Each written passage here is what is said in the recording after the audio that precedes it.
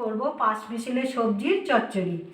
তার জন্য ডাঁটা কেটে নিয়েছি, পুঁই শাকের, বেগুন কেটে নিয়েছি, আলু কেটে নিয়েছি, গাজর কেটে নিয়েছি, আর বাঁধাকপি কেটে নিয়েছি, আর চিংড়ি মাছ নিয়েছি।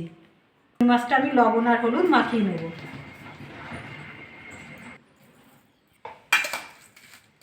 লবণ হলুদ দিয়ে দিয়েছি, ভালো করে মেখে নেবো চিংড়ি মাছটা। চিংড়ি মাছটা লবণ হলুদ মেখে নিয়েছি, আমি এবার গ্যাসটা জ্বেলে নেবো। দিয়েছি, এবার বাঁধাকপিটা দিয়ে দেবো। সামান্য একটু জল দিয়ে দেবো। এবার ডাঁটা সবগুলো দিয়ে দেবো, ডাঁটা, আলু, বেগুন, লঙ্কা দিয়ে দেবো, একটু হলুদ দিয়ে দেবো, একটু লবণ দিয়ে দেবো। ডাঁটার মধ্যে লবণ ঢুকে যাবে। ঢাকা দিয়ে সিদ্ধ করে দেবো। একটু নেড়ে চেড়ে দেবো।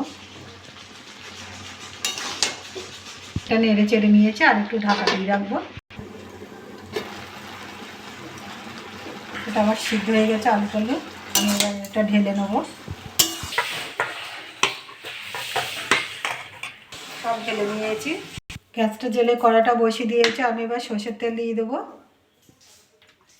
তেলটা গরম হয়ে গেছে, আমি পাঁচফোড়ন দিয়ে দেবো, তেজপাতা দিয়ে দেবো।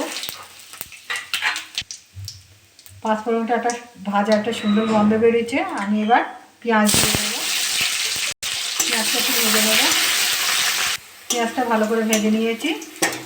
আমি চিংড়ি মাছগুলো দিয়ে দেবো।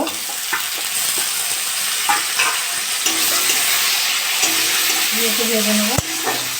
চিংড়ি মাছটা ভালো করে ভেজে নিয়েছি। আদা রসুন বাটা 1 চামচ দিয়ে দেবো। এটা একটু নেড়ে চেড়ে নেবো।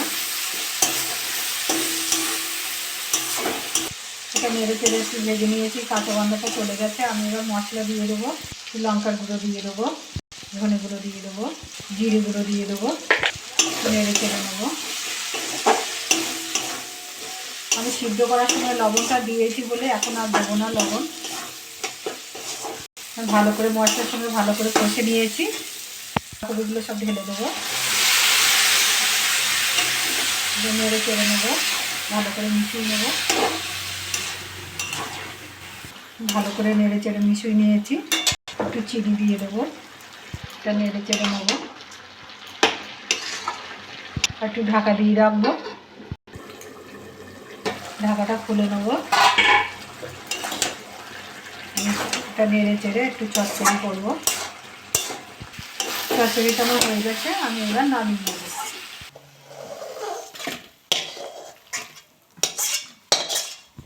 দেখুন কি সুন্দর হয়েছে। এরকম করে বাড়িতে রান্না করে খাবেন।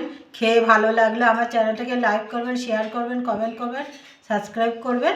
ধন্যবাদ।